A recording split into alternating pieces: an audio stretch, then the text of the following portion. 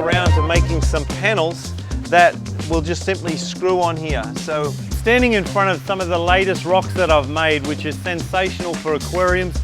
So just working out a new design, new system of manufacturing this round hot tub, put my energy into creating a cold rock tub.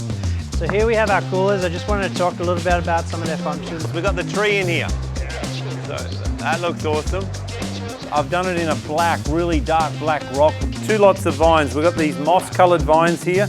So what I've done is I've cut 4 pieces for the restaurant here. What I did is I put some of that on the back of this flagstone. It looks so real and it looks heavy. And the real rock that I took the molds from was really heavy. And this is an outdoor shower. So there's always something going on.